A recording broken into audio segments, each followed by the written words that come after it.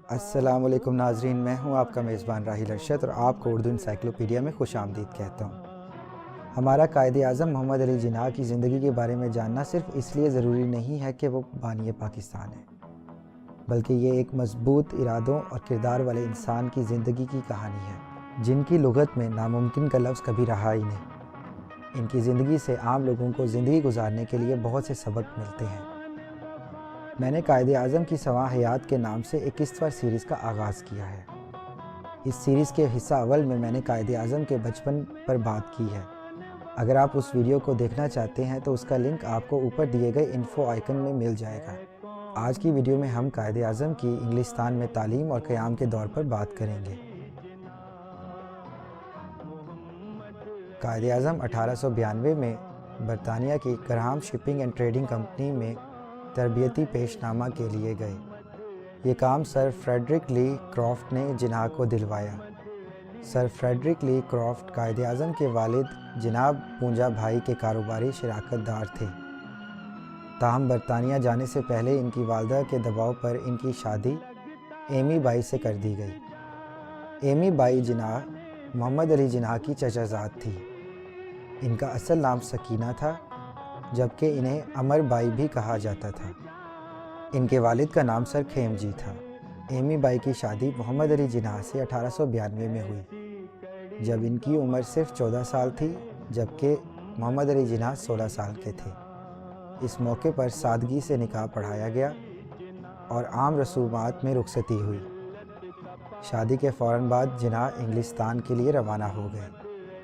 جب قائد اعظم وکالت کی تعلیم کے لیے لندن میں مقیم تھے تو کراچی میں متعدی وبا پھیل گئی۔ اس وبا میں نوعمر دلہن ایمی بائی اور قائد اعظم کی والدہ شیریں عرف مٹھی بائی انتقال کر گئی۔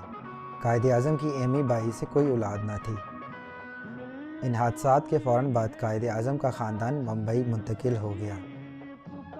لندن جانے کے کچھ عرصہ بعد قائد اعظم نے ملازمت چھوڑ دی، جس پر ان کے والد سخت ناراض ہوئے۔ البتہ ملازمت چھوڑنے کے باوجود انہیں کسی قسم کی معاشی تنگی کا سامنا نہ کرنا پڑا، کیونکہ ان کے والد نے انہیں انگلستان کے لیے رخصت کرتے وقت 3 سال رہنے کا معقول خرچ فراہم کیا تھا۔ جناح بیرسٹر کی ڈگری سے متاثر تھے، لہٰذا انہوں نے لنکنز ان یونیورسٹی میں داخلہ لے لیا۔ بیرسٹری کی تعلیم کے لیے اس وقت کا بہترین ادارہ انز آف کورٹ تھا، لیکن جناح نے لنکنز ان یونیورسٹی کو اس لیے فوقیت دی کیونکہ اس کے داخلی دروازے پر ان تمام رہنماؤں کے نام درج تھے جنہوں نے دنیا کو قوانین سے متعارف کرایا، اور اس فہرست میں ہمارے پیغمبر حضرت محمد صلی اللہ علیہ وآلہ وسلم کا نام بھی درج تھا۔ قانون کا علم حاصل کرنے کے لیے وہ سینئر بیرسٹروں کی رہنمائی لیتے اور کئی قانونی کتابوں کا مطالعہ بھی کرتے۔ اسی دور میں انہوں نے اپنا نام محمد علی جناح بھائی سے مختصر کر کے صرف محمد علی جناح کر لیا تھا۔ اپنے طالب علمی کے دور میں وہ دیگر کئی ہندوستانی رہنماؤں کی طرح برطانوی روشن خیالی سے متاثر ہوئے۔ اس سیاسی رجحان میں جمہوری قومیت اور تعمیری سیاست بھی شامل تھی۔ مزید برآں وہ سیاسی میدان میں ہندوستانی رہنما سر فیروز شاہ مہتا اور پارسی رہنما دادا بھائی نورو جی سے متاثر ہونے لگے۔ اس دوران آپ نے دیگر ہندوستانی طلباء کے ساتھ مل کر برطانوی پارلیمنٹ کے انتخابات میں سرگرمی کا مظاہرہ کیا۔ ان سرگرمیوں کا اثر یہ ہوا کہ جناح وقت کے ساتھ ساتھ ہندوستان کی آئین ساز خود مختار حکومت کے نظریہ کے حامی ہوتے گئے، اور آپ نے ہندوستانیوں کے خلاف برطانوی گوروں کے حد تک امیز اور امتیازی سلوک کی مذمت کی۔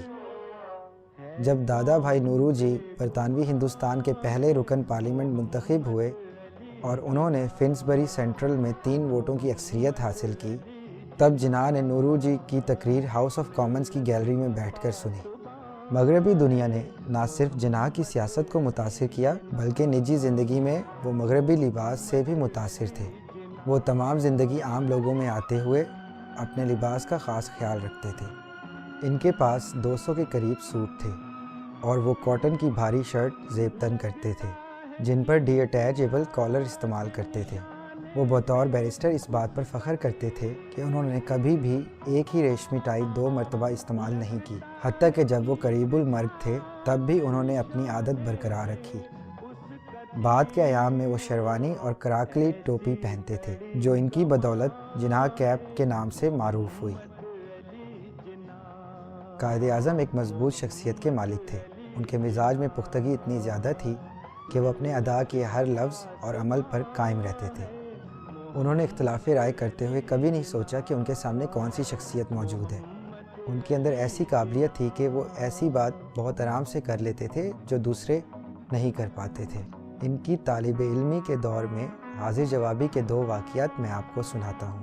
لنکنز ان یونیورسٹی کے ایک دوہریہ پروفیسر نے آپ سے خدا کے وجود کے بارے میں سوال کیا، جس کا جواب دیتے ہوئے جناح نے کہا کہ بظاہر سردی اور اندھیرے کا بھی کوئی وجود نہیں ہے، لیکن ہم ان دونوں کو محسوس کرتے ہیں۔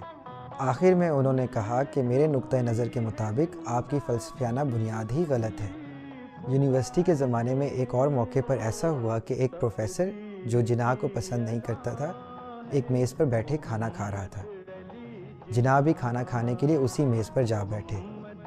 اس پروفیسر نے حد تک امیز انداز میں کہا کہ مسٹر جناح، کیا آپ نہیں جانتے کہ ایک سور اور پرندہ ایک ساتھ کھانا نہیں کھاتے؟ جناح نے اس بات کا بالکل برا نہ مناتے ہوئے پروفیسر کو جواب دیا، "you do not worry professor, I will fly away", مطلب آپ پریشان نہ ہو پروفیسر، میں یہاں سے اڑ جاتا ہوں۔ قانون کی تعلیم مکمل کرنے کے بعد وہ مختصر عرصے کے لیے شیکسپیئرن کمپنی سے منسلک ہو گئے، لیکن جلد ہی وہ مستعفی ہو گئے جب انہیں اپنے والد کا ایک سخت خط ملا۔ اس خط میں انہیں جلد واپس آنے کے لیے کہا گیا کیونکہ کاروبار میں خسارے کی وجہ سے ان کے والد ان کے اخراجات اٹھانے کے محتمل نہیں ہو سکتے تھے۔ 1895 میں صرف 19 سال کی عمر میں وہ برطانیہ کے سب سے کم عمر بار کہلانے والے پہلے ہندوستانی بنے۔ وہ جب واپس لوٹے تو انہوں نے مختصر عرصے کے لیے کراچی میں قیام کیا اور اس کے بعد وہ ممبئی چلے گئے۔ قائد اعظم کی بیرسٹر کے طور پر گزاری گئی زندگی کے بارے میں ہم اپنی اگلی ویڈیو میں بات کریں گے۔ اگر آپ کو میری یہ ویڈیو پسند آئی ہے تو اسے لائک کریں اور شیئر کریں، میرے چینل کو سبسکرائب کریں اور گھنٹی کے آئیکن کو دبا دیں۔ اس کے ساتھ ہی اجازت دیں۔ اللہ حافظ۔